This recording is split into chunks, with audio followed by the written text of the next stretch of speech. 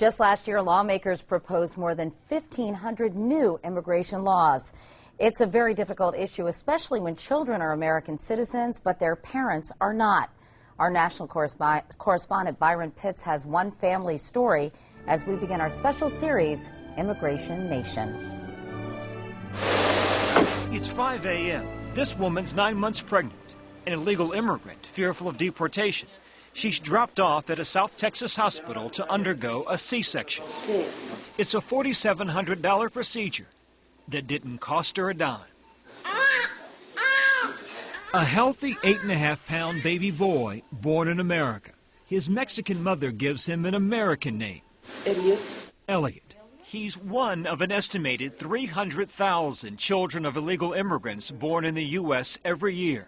They're given instant citizenship, which makes it easier for their parents to become U.S. citizens because those babies can eventually sponsor their parents when they turn 21.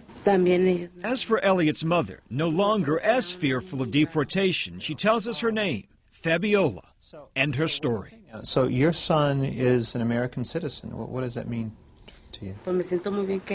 I'm glad he was born here. That's why I came here, so my children, my husband, and I could have a better life. Back in December, when she was 6 months pregnant, Fabiola, her husband, and their two daughters, ages 4 and 11, crossed the Rio Grande from Mexico into the U.S. Once across, they walked for 2 hours in search of a better life and free medical care for their unborn child. Help me understand. Do many women in Mexico make the choice to have their children in the United States? Yes, I know people who have done that. Things are better in the U.S. because they help children so much more. It's a better life American taxpayers help pay for.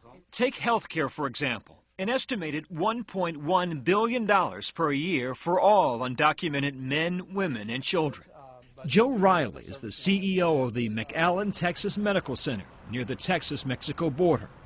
40% of the children born here, nearly 2,400 last year, were the babies of illegal immigrants. Riley has seen and heard it all.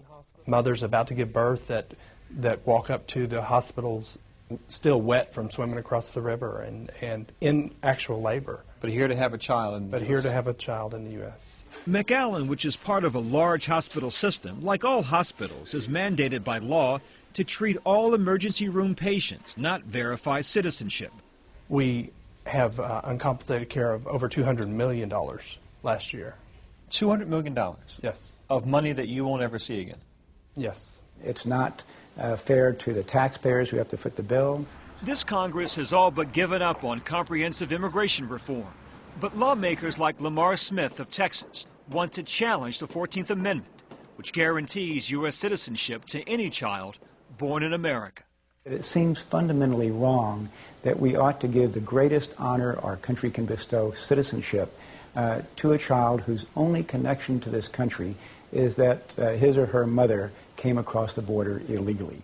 Many Americans who struggle to take care of their own families think it is unfair that they should take care of a family and they're not U.S. citizens. I don't really understand the resentment, but I know that God will find a way to help them too. That's what Fabiola's doing for young Elliot, relying on her faith, her family, and the U.S. government. Byron Pitts, CBS News, McAllen, Texas.